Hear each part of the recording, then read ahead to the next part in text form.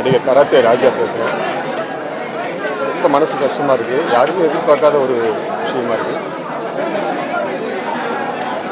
அவரோட அடிக்கடி சந்திச்சிருக்காரு. ரொம்ப பாசமாக இருப்பார். ரொம்ப அன்பான நல்ல மனிதர், நல்ல நண்பர், எல்லாருக்கும் அரவணைச்சு பேசக்கூடியவர்.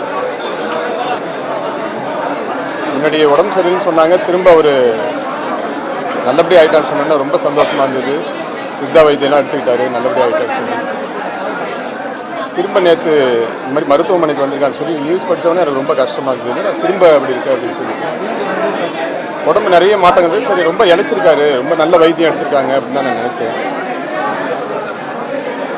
சுத்தமாக எதிர்பார்க்கல. அதாவது சில விஷயங்களை ஒரு ஐடியா இருக்கும் நமக்கு, அது மாதிரி யோசிக்க கூட முடியல, அதை ஜீரணிக்கவே முடியல இது வரைக்கும். என்னால் நான் காலையிலேருந்து வரணும்னு நினச்சி என்னால் வர முடியாத ஒரு சூழ்நிலை. அப்படியே நான் தயங்கி இருக்கேன்.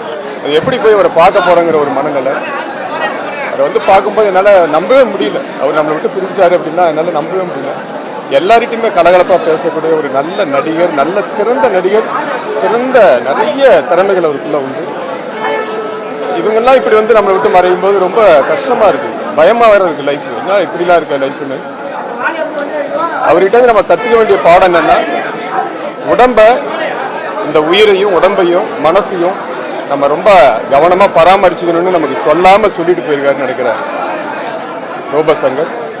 இது ஒரு பெரிய பாடமாக மற்ற எல்லாரும் எடுத்துக்கிட்டு உடம்பு மேலே ரொம்ப கவனம் வச்சு, இந்த போதை பழக்கம் இல்லாமல் உடம்புக்கு தீங்கான உணவு கூட எடுக்காமல் கொஞ்சம் நல்லபடியாக எல்லாரும் எடுத்துக்கணும்னு சொல்லி இந்த நேரத்தில் நான் வேண்டிக்கிறேன்.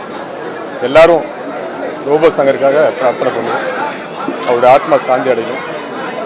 அவங்களுடைய எப்படி ஆறுதல் சொல்கிறது இல்லை அவங்க குடும்பத்துக்கு. ரொம்ப மகிழ்ச்சியாக அவருடைய வீடியோஸ் எப்போ பார்த்தாலும் சந்தோஷமாக இருக்கும்.